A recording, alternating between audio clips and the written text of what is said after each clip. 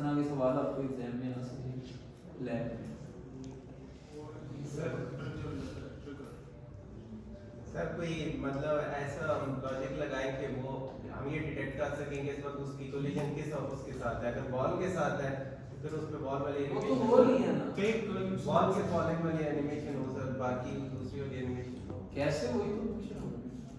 Sir वही उसके अंदर लिखेंगे अगर कोलिजन बॉल के साथ है डिटेक्ट। कोलिजन बेटा कोलिजन तो डिटेक्टेड है, हमने लेयर्स यूज की थी पिछली क्लास में नहीं, उसमें हमने लेयर्स यूज की थी, कोलिजन डिटेक्ट हो रही है, ठीक है। उसी कोलिजन की वजह से ही तो ये डबल जंप एयर में देखो नहीं होती। देखो मैं एक दफा प्रेस करता हूं तो जब वो कोलिजन हो रही है ग्राउंड के साथ, जंप प्रेस किया उसने जंप कर दी, लेकिन अब वो एयर में है तो जब मैं दोबारा प्रेस करूंगा तो वो दोबारा जंप नहीं करेगा क्योंकि अब वो ग्राउंड के साथ कोलाइडेड नहीं है। लेकिन इस केस में ये ग्राउंड के साथ कोलाइडेड है बिकॉज ये जो लेवल मैंने बनाया इसमें वॉल्स के भी कुछ अलग नहीं है, इस पूरे प्लेटफॉर्म के ऊपर एक ही लेयर है that is ground. So when the player is touching the wall, ठीक है, basically it is touching the ground, जो लेयर है उस पे टच कर रहा है। अब वो टच कर रहा है तो मैं डबल जंप भी कर सकता हूँ, जब तक वो वॉल के साथ टच है मैं डबल जंप कर सकता हूँ, ठीक है। लेकिन अभी मसला क्या है कि ये डबल जंप तो कर रहा है लेकिन डबल जंप पे या वॉल के साथ अगर मैं टच दूं तो वो फॉल वाली एनिमेशन ना करे बल्कि वॉल स्लाइड वाली एनिमेशन हमने चेंज करनी, उसकी लॉजिक में कुछ कोलिजन डिटेक्टेड तो सर जब तक हम ग्राउंड के साथ कोलाइडेड हैं तब तक वो जो है ना वो दूसरे एनिमेशन कर सकते हैं। वो तो नीचे भी कोलाइडेड है, ये देखो ना, लेकिन सर वहाँ पे वो नीचे गिर तो नहीं रहा होगा। हाँ ये चीज ठीक है। लॉजिक क्या है कि नंबर 1 हमें पता है कि कोलिजन जो है वो है, कोलिजन अगर हो रही है, लेकिन हमने क्या चीज चेक कर दी कि कोलिजन भी अगर हो रही है और वो फॉल भी कर रहा है, ठीक है। ये दोनों चीजें यूज करके हमने लॉजिक बना। अब मुझे बताओ कि क्या कंडीशन कोड में जरा जाते हैं हम, ठीक है। इधर ये वॉल स्लाइड, वैसे मैंने मेथड इसका पहले बनाया हुआ है लेकिन दोबारा आप बताओगे। इधर हम बनाते हैं वॉइड वॉल स्लाइड, ठीक है। अब मुझे बताओ कैसे कंडीशन चेक। देखो एक कंडीशन मुझे पता है कि वो जो टच कर रहा है लेयर को वो कैसे हम बना सकते हैं, ऊपर से हम उठा लेते हैं ये वाला, ठीक है, ये वाली दो चीजें उठा लेते हैं, इसको यहाँ पे रख देते हैं और एक बूलियन बना लेते हैं और इस बूलियन के अंदर इस वैल्यू को हम रखवा देते हैं रूल इज टचिंग ग्राउंड, ठीक है। यहाँ पे मेरे पास ये ट्रू होगा या फॉल्स आ गया, ये एक बूलियन हमारे पास आ गया। दूसरा बूलियन क्या है, फॉल कर रहा है या नहीं कर रहा, ठीक है। अब इसमें दो कंडीशंस है ना, एक तो वो फॉल भी करे और दूसरा वो टच भी कर रहा हो, तब ही वॉल स्लाइड हो, अदरवाइज वॉल स्लाइड नहीं होनी चाहिए। तो यहाँ पे हम एक और बूलियन ले लेते हैं। एक तरीका तो वही है कि हम उसकी क्या चेक कर लें, ये वाली रिजिड बॉडी वेलोसिटी, अगर वो लेस देन -0.1 f है तो इसका मतलब है कि प्लेयर इज फॉलिंग। लेकिन हमने ये देखा कि ऊपर वाले केस में, जंप के केस में, ये फॉलिंग के अंदर हम इधर रूल सेट कर रहे हैं इस फॉलिंग वाला, जो कि ये ट्रू होगा या फॉल्स होगा। तो हम यहाँ पे नीचे उसी रूल को गेट भी कर सकते हैं, हम यहाँ कह सकते हैं इज फॉलिंग। एक तो है कि आप यही वाला ले लो, ये बूलियन ये वाला बना लो, ये वाली लॉजिक। दूसरा तरीका क्या है कि हम इधर करके इसको कर देंगे जी एनिमेटर डॉट गेट बूल, और कौन सा वाला बूलियन हम चेक करना चाहते हैं, इज फॉलिंग। और ये कहाँ पे सेट हुआ है, ये ऊपर कहीं इस वाले मेथड के अंदर ये सेट हो गया, या ट्रू होगा या फॉल्स होगा, ठीक है। तो मेरे पास इस टचिंग ग्राउंड का भी बूलियन आ गया और इज फॉलिंग का भी बूलियन जो भी वैल्यू है उसकी आ गई। अब इसको यूज कर सकते हैं टू चेंज द एनिमेशन।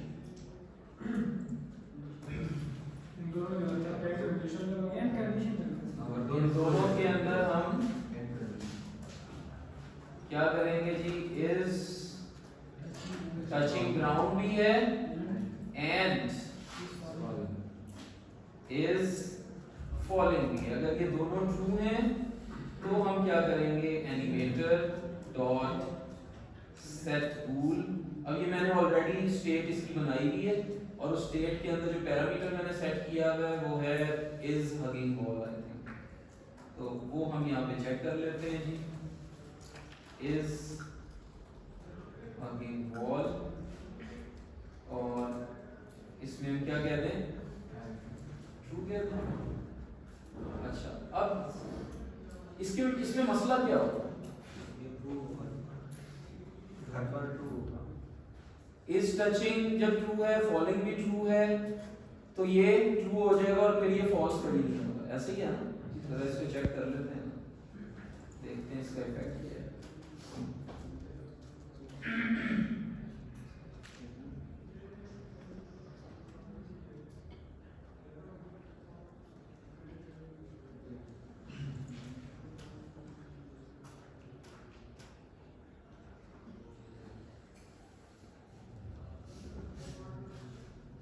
ठीक है, अभी तो सब कुछ ठीक चल रहा है, कोई मसला नहीं है। ये क्या हुआ, अब वो इस टचिंग वाला भी हुआ और साथ में एकदम से वो फॉलिंग भी हो गया और वो ट्रू हो गया, बस ट्रू ही रह गया, कोई और एनिमेशन नहीं चलेगी। ये तो चल जाएगी लेकिन वो वाला क्या करें इधर, और क्या चीज ऐड करने के लिए काम हो गया। अब हमने फॉल्स करना है इधर इसको।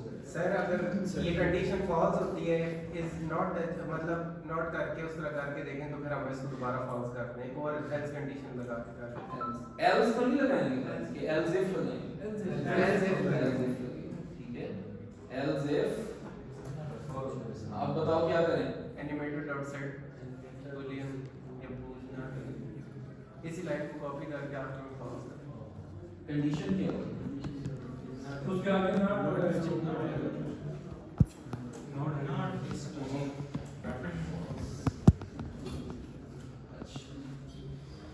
और यहाँ पे हम क्या करें, not is touching, not is touching is touching और and and not is no sir नहीं तो होगी एंड नहीं तो बता सकते is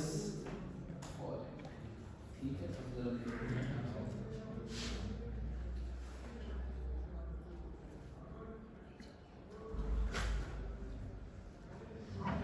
समझ आ रही है ना क्या कर रहे हैं? यस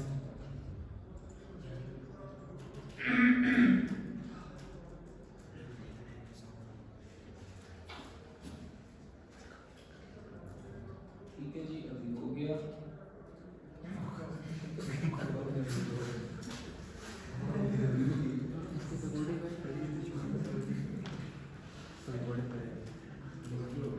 सर दोनों नॉट होंगी सर, दोनों नोट कर यस सर।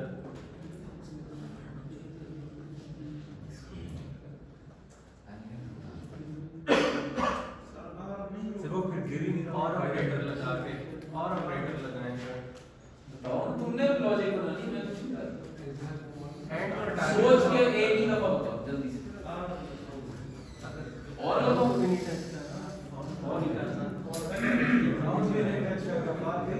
देखो अभी मसला क्या है, ये जरा चेक करो।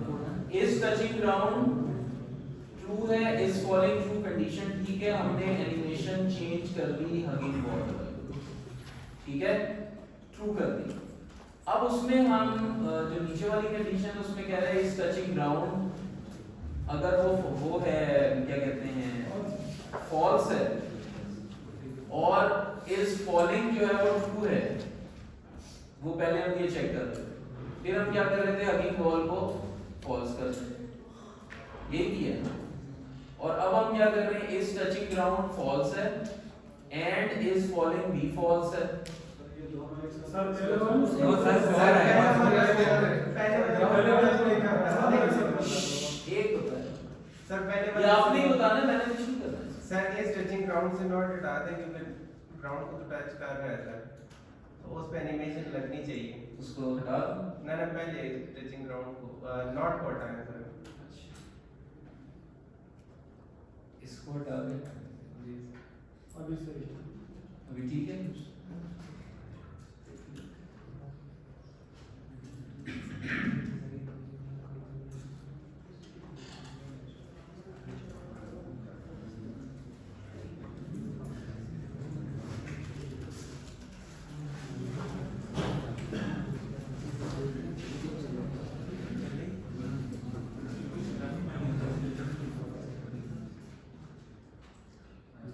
अभी चल पड़ी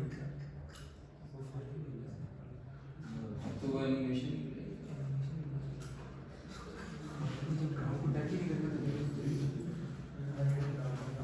हाँ जी लॉजिक बताओ ना, तो ये लॉजिक है, मैंने नहीं करना, ये आप करो। बस 5 मिनट है आपके पास, फिर हम मैं अपना सॉल्यूशन दिखा के और आगे चले जाएंगे। हाँ जी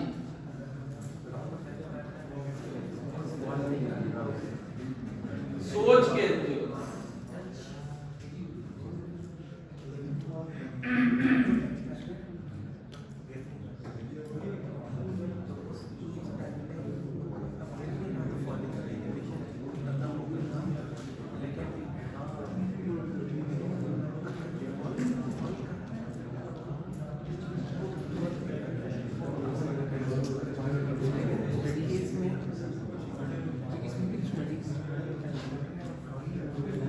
सर इसमें एक और लाइन आप ऐड कर सकते हैं जिसमें हगिंग वॉल वाली कंडीशन तो फॉल्स होगी, लेकिन दूसरी जो ग्राउंड वाली एनिमेशन है वो कंटिन्यूअसली ट्रू ही रहेगी। सर जिस तरह हमने इस हगिंग वॉल को फॉल्स किया है ना, तो दूसरी जो एनिमेशन है सर वो रनिंग ग्राउंड को टच करने में दोनों नॉट रहेगा सर, दोनों नॉट रहेगा, दोनों नॉट कर नहीं तुक्के नहीं मारने, सोच समझ के।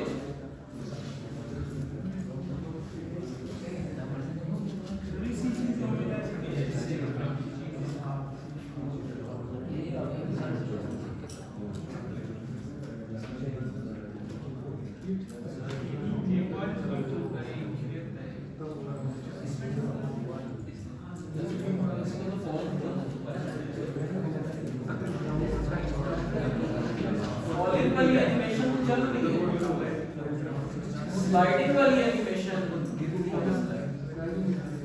सर एक और मसला मैडम, मसला देखो सिर्फ इतना है कि मेरी बात सुनो।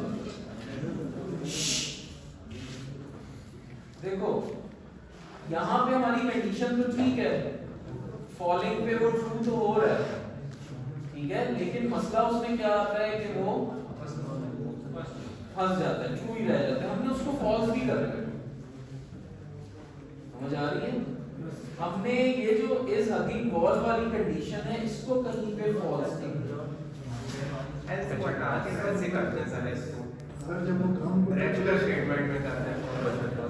सर जब वो एल्स ग्राउंड में लिख, नहीं एल्स के बगैर एल्स के बगैर नीचे ऐसे लिख, कंडीशन के बगैर देखते हैं सर, वो फिर एग्जीक्यूट तो होगी। वो तो फॉल्स ही रहेगी, वो कंडीशन तो लाजमी चलेगी। जब वो ग्राउंड सर जब हमारी इस टचिंग ग्राउंड और इस फॉलिंग वाली कंडीशन जो है दोनों ट्रू होंगी तो वो इसके अंदर चला जाएगा ब्लॉक के अंदर, लेकिन उसके बाद जब वो इससे बाहर निकलेगा तो वो इसको कंडीशन बताओ मुझे, बताओ सर क्या लिखूंगा? अरे जब वो ग्राउंड पे टच बातें नहीं, जब वो ग्राउंड पे टच करे तो कंडीशन लिखो, dot underscore animator underscore animator dot set tool और set tool is hugging wall is hugging wall false कर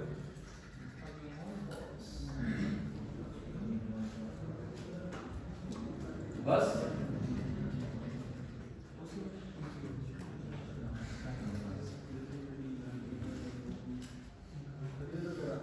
आधे पे स्लाइड करेगा, आधे पे कॉल करेगा। आपने ही बताया। क्या बतानी है ना।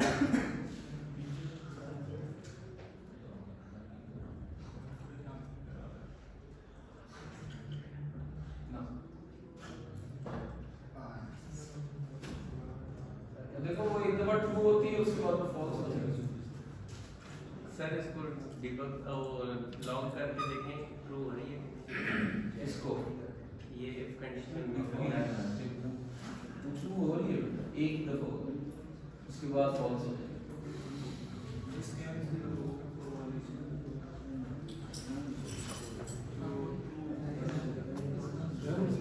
अगेन कॉल को फॉल्स कहाँ किया जाए ये सवाल है। सर जब वॉल के साथ कोलिजन ना हो वॉल के साथ कोलिजन ना हो तब क्या करें?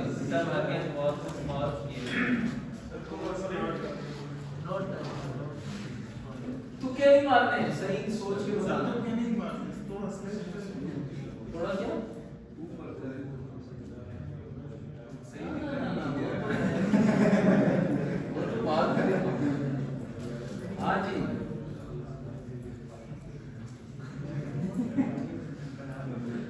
उसमें इफ एल्स कंडीशन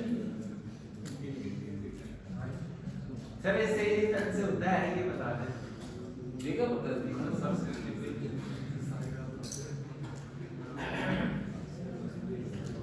सर इस टचिंग ग्राउंड को कंडीशन है जब ग्राउंड को टच कर रहा हूँ और इस फॉलिंग वो है ना जो जब फॉल कर रहा हूँ तो जब फॉल नहीं कर रहा होगा तो तब की कंडीशन फॉल्स होगी और इफ नॉट इज फॉलिंग में इस कंडीशन को फॉल्स कर दें तो ये सर फॉल्स हो जाएगी If condition इफ कंडीशन लगाओ एल्स लगाएं सर If सही सर ये लास्ट If वाली लगा दें। Yes sir. Not is touching ground. Not is falling is touching ground is falling sir Is falling. is falling फिर क्या करें इसमें false कर कंडीशन ऊपर ले लें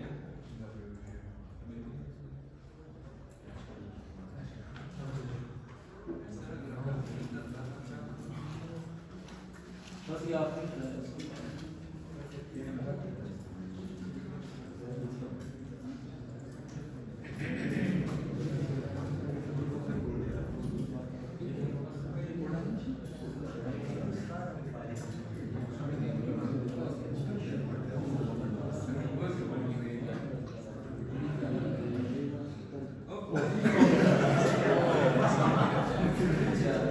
ग्लिच आ गया सर हंस गए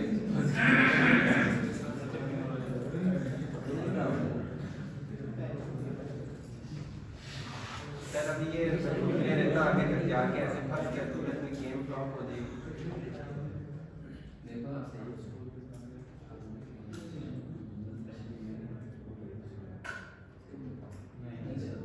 दोबारा चाल लॉजिक फेल होगी इसका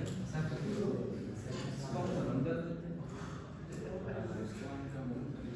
और दो तीन मेथड से बनाए थे ये वाला जो मेथड है ये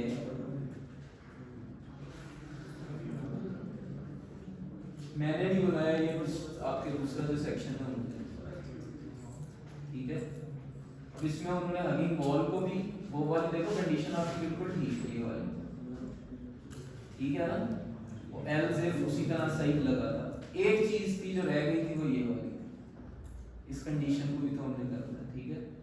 अब जब इसको अगर अब मैंने वो इफ एल्स मैं नहीं यूज करता जहाँ पे इफ एल्स आप रिमूव कर सकते हो रिमूव इट ठीक है। अब क्योंकि हमें पता है बूलियन की बेस पे ही इस पे भी एक्शन होना है तो why not use direct conditional statement why use if else condition. तो अब हम अगर इसको यूज करते हैं बता ठीक रहे थे लेकिन एक से ज्यादा कंडीशंस लगनी पड़ती है उसमें यानी तकरीबन तीन कंडीशंस उसमें लगनी है लेकिन अभी हमने उन कंडीशंस को रिमूव करके सिंपल कंडीशनल स्टेटमेंट को यूज कर ठीक है। अभी इसको ठीक है अब जैसे ही करता है वो तो बॉल को हक करता है फ्लिप भी हो रही है स्प्राइट ठीक है।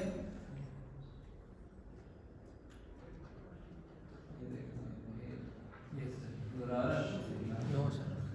इधर से अगर मैं करके जंप लगाता हूँ तो हो जाती है ठीक गया, तो ये चीज भी हमारी बन गई। तो ये गेम की इस तरह की लॉजिक है, जब फंस जाते हैं ना तो ऐसे फंसता है, समझ ही नहीं आती क्या करना, इसलिए मैंने आपसे करवाने की कोशिश की थी।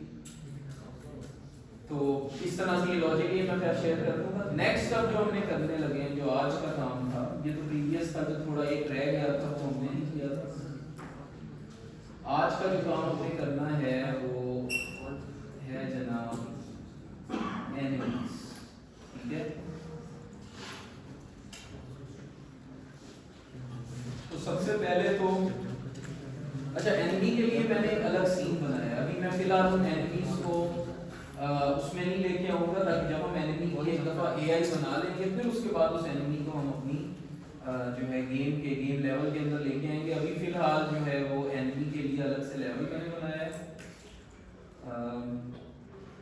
सीन बनाया है एक एनिमीज के लिए, उसी तरह से वो यूज करके, ठीक है। एक छोटा सा एक प्लेटफॉर्म है, यहाँ पे मेरा प्लेयर आएगा, यहाँ पे एनिमी होगा, ठीक है। अभी फिलहाल हमने क्या करना है कि जो आज करना है वो ये करना है कि एनिमी किस तरह से प्लेयर की तरफ मूव करे। उसके बाद फिर हम क्या करें, इसके मुख्तलिफ टेक्निक्स देखेंगे। फिर उसके बाद हम करेंगे कि एनिमी जो है वो क्या कहते हैं, प्लेयर की तरफ मूव करे और अटैक भी करे, ठीक है। ये भी हम आगे जाके देखेंगे। फिर हम ये देखेंगे कि एनिमी पेट्रोल कैसे करता है, यानी from one position to other position patrolling भी होगी। तो एनिमी की एआई जो है उसके अंदर बहुत सारी चीजें, नंबर 1 डिटेक्शन है कि वो प्लेयर को डिटेक्ट करे, नंबर 2 डिटेक्शन के बाद अटैक है, उसके बाद क्या है पेट्रोलिंग। यानी ये तीन चीजें कंबाइंड होती हैं एनिमी एआई में। एक उसकी क्या होती है, पेट्रोलिंग, डिटेक्शन, अटैक, यही होता है ना। आप जब भी गेम भी खेलते हो तो आपका एनिमी, जैसे वो एनिमी दूर खड़ा है और आप उसको देख रहे हो लेकिन वो आपको डिटेक्ट नहीं कर पा रहा, लेकिन जैसे ही थोड़ा सा उसके करीब जाते हो एक खास डिस्टेंस के बाद वो आपको डिटेक्ट करता है और फिर अटैक शुरू कर देता है। This is the simplest AI, और इसको हम कहते हैं डम एआई। ये जो आप बताओगे वो करेगा, इसका कुछ लर्निंग का कुछ भी नहीं है, ये एकदम एआई है। एआई हम इसलिए कह रहे हैं because enemy is detecting, enemy is moving towards you, enemy is attacking, तो हम इसको एआई तो कह रहे हैं। आर्टिफिशियल इंटेलिजेंस तो है लेकिन इट इज डम। डम का मतलब क्या है कि जो बताया है वही करेगा, बस कोई डिसीजन ट्रीज नहीं है, कुछ भी नहीं है।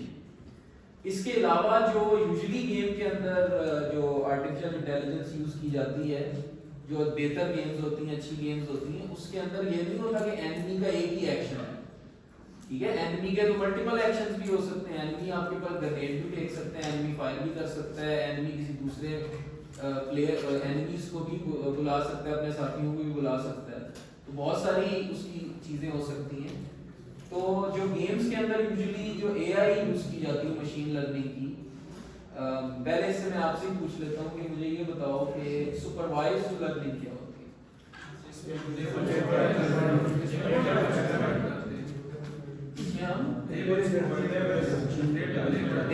डेटा अवेलेबल होता है, ठीक है, डेटा सेट अवेलेबल जिसमें होता है वो सुपरवाइज्ड लर्निंग होती है। सुपरविजन यही है कि आपने उसको डेटा सेट प्रोवाइड कर दिया, ठीक है, उसका जो मॉडल आपने लिखा होगा उस डेटा सेट के हिसाब से ट्रेन हो जाएगा। उस ट्रेन मॉडल पे फिर आप उस तरह की जो भी चीज दोगे वो उसको बता देगा ये क्या है, ठीक है। तो उसको हम कहते हैं सुपरवाइज्ड लर्निंग। गेम में क्या सुपरवाइज्ड लर्निंग हो सकती है? ये हो सकता है, जैसे एक एनिमी हो तो सकती है, सही है, हो सकती है। एक एनिमी है, ठीक है, उस एनिमी को जो रियल टाइम जो डाटा है, फॉर एग्जांपल हमने कोई वॉर की गेम बनानी है, तो जो रियल टाइम पे जो डाटा सेट हमारे पास अवेलेबल होना चाहिए कि जब एनिमी मैदान जंग में होता है, जब फौजी मैदान जंग में होता है तो वो क्या क्या एक्शंस करता है, उसका एक अगर डाटा सेट होगा तो फिर हम सुपरवाइज लर्निंग नहीं कर सकते। लेकिन अगर उस तरह का हमारे पास कोई डाटा सेट नहीं है, वो इसलिए नहीं हो सकता बिकॉज जो आपकी जंग होती है, इस तरह के जो रीजन्स होते हैं वहां पे हालात वाकयात चेंज होते रहते हैं और वहां पे एनवायरनमेंट्स चेंज होती रहती हैं। आपके पास इस तरह का कोई डाटा नहीं हो सकता कि जी जो एनवायरमेंटल बेस्ड, उस पर तो हम पता नहीं कितने वेरिएबल्स ऐड होते जाएंगे। तो ऐसी जगह पे फिर जो है हम यूज करते हैं अनसुपरवाइज्ड लर्निंग, और उसकी भी एक है जिसको हम कहते हैं रीइंफोर्समेंट लर्निंग। क्या होती है रीइंफोर्समेंट लर्निंग? जो खुद सीखता रहता है, जो खुद सीखता रहता है, ठीक है। यानी मशीन लर्निंग एजेंट जो है वो किसी डेटा की उसको जरूरत नहीं है, वो खुद सीखता है, ठीक है। और वो कैसे सीखता है? बाय इट्स एनवायरनमेंट, यानी कि गेम के अंदर जो एनवायरनमेंट होगी, that machine learning agent must know the environment. जैसे उसको पता होना चाहिए इधर दरवाजा है, उधर खिड़की है। अब वो देख तो नहीं सकता, उसको इनिशियली, अगर जैसे मैंने मशीन लर्निंग का एक एजेंट इनिशियल बनाया है और ये रूम में दे देता हूं, मैं उससे कहता हूं कि जी इस दरवाजे से बाहर निकलना, इस रूम से बाहर निकलना, सिंपल। तो उस पे हम उसको उस एमएल एजेंट को हम कुछ चीजें प्रोवाइड कर देते हैं जिससे वो एसेस कर सके एनवायरनमेंट, ठीक है। और वो क्या करते हैं वो बाद में जाके देखेंगे, लेकिन हम कुछ प्रोवाइड कर देते हैं। फिर उसके बाद वो क्या करता है, हर आइट्रेशन में क्या होता है, आइट्रेशन होती रहती है, यानी वो फर्स्ट एक दफा खेलेगा, चीजें डिटेक्ट करेगा, लर्न कर लेगा, दूसरी दफा खेलेगा, जैसे फर्स्ट टाइम उसने खेला तो उसने डिटेक्ट किया उसके सामने कोई चीज पड़ी है, सेकंड टाइम उसने खेला उसने डिटेक्ट किया उसके बैक पे भी कोई चीज है, थर्ड टाइम इसी तरह कितनी आइट्रेशंस होती रहती हैं, वो लर्न करता जा रहा है, अच्छा इधर भी कुछ है, इधर भी कुछ है, उसको पूरी एनवायरनमेंट का मैप उसके अंदर आ जाता है।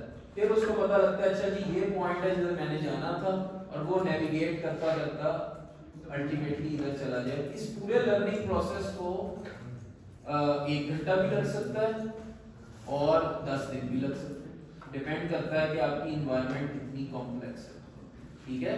तो इसलिए जो अनसुपरवाइज्ड लर्निंग होती है उसके लिए आप जब आर्टिफिशियल इंटेलिजेंस हम गेम्स के अंदर लेके आते हैं तो अच्छा खासा प्रोसेस होता है जिसमें वो एनिमीज जो है वो पहले लर्न करते हैं, लेकिन इस तरह की गेम्स बहुत कम है जहाँ पे एनिमी इतना एडवांस है कि आप उसको हरा ही नहीं सकते, पॉसिबल ही नहीं है ना उसको हराना। अगर आप एनिमी को इतना एडवांस कर दोगे कि उसको कोई हरा नहीं सके, और कंप्यूटर तो इतना एडवांस हो सकता है, तो फिर हमें एक जगह रिस्ट्रिक्शन लगानी पड़ती है कि बस इतना काफी है, ठीक है। ये नहीं कि वो हर दफा आप और फौरन गोली से आपको कर दें, यानी कुछ रेजिस्टेंस होनी चाहिए, वो भी कुछ उसको भी कुछ होना चाहिए, सिर्फ उसने ही नहीं मारना, तो फिर हमें कुछ रिस्ट्रिक्शन भी अप्लाई करनी पड़ती है। तो वो एक अलग बिल्कुल चीज है, यानी जब हम मशीन लर्निंग को ऐड करेंगे और उसमें भी एक रीइंफोर्समेंट लर्निंग है और दूसरा हम ऐड कर इसमें यूज करते हैं जेनेटिक एल्गोरिथम्स, ठीक है। जेनेटिक एल्गोरिथम्स पुरानी टेक्निक है, रीइंफोर्समेंट लर्निंग नहीं है, लेकिन रीइंफोर्समेंट लर्निंग के लिए आपको, क्योंकि वो डीप लर्निंग की उसमें ज्यादा वो तेजी से हम कर सकते हैं, तो डीप लर्निंग के लिए आपके पास हार्डवेयर होना चाहिए। सर ये जो फर्स्ट पर्सन गेम होती हैं इनमें जो शुरू में जब हम इनको स्टार्ट करते हैं तो हमसे वो लेवल पूछता है कि बिगिनर हो या एक पता नहीं वेटरन, बिगिनर और इजी आर्ट, उस तरह।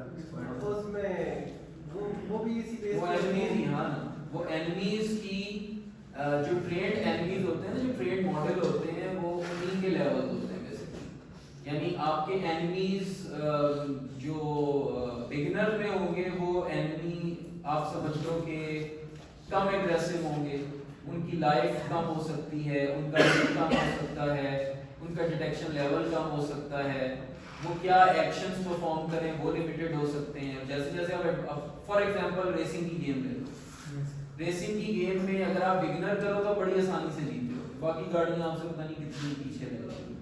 जैसे जैसे आपका लेवल इंक्रीज होता है आप कहते हैं कि मैं मजीद चैलेंजिंग करता हूँ। जब आप सबसे हाई टियर के ऊपर वो सिलेक्ट कर लेते हो तो बड़ा मुश्किल हो जाता है आपको एनिमीज के एनिमी जो खेल रहे हैं गाड़ी उससे जीतना, बिकॉज वो बिल्कुल एक्यूरेटली ड्राइव कर रहे होते हैं, एक भी गलती नहीं करते। आप जो है बीइंग अ यूजर, हम तो एक गलती हमने की, हम उससे हार जाएंगे, ठीक है। तो इस तरह की वही यही मैं कह रहा हूँ ना कि हम चीजों को डिफाइन करते हैं, ऐसा भी ना हो कि हम जीत ही ना सकें, ऐसी तो गेम फ्रस्ट्रेटिंग हो जाएगी। तो मशीन लर्निंग में हम ह्यूमन से बेहतर बना सकते हैं प्लेयर को। अब आजकल बहुत सारे एक्सपेरिमेंट्स हो रहे हैं जिसमें आपके मशीन को सिखाया जा रहा है how to play a game, ठीक है। यानी गेम हम तो जैसे कीबोर्ड और माउस को यूज करके करेंगे, वो कीबोर्ड और माउस को ही यूज करेगा इंटरनली, इसके थ्रू हार्डवेयर के थ्रू नहीं सॉफ्टवेयर बेस पे करेगा, और वो उसको लर्न करवाते हैं और लर्न करने के बाद वो ह्यूमन ह्यूमन से बेहतर वो उसको खेल रहा हो, ठीक है, यानी कि वो हम उस तरह नहीं खेल सकते। तो इस तरह का भी हम ML एजेंट्स बना सकते हैं, लेकिन एक तो इस पे ट्रेनिंग ज्यादा चाहिए होती है, दूसरा इस तरह की चीज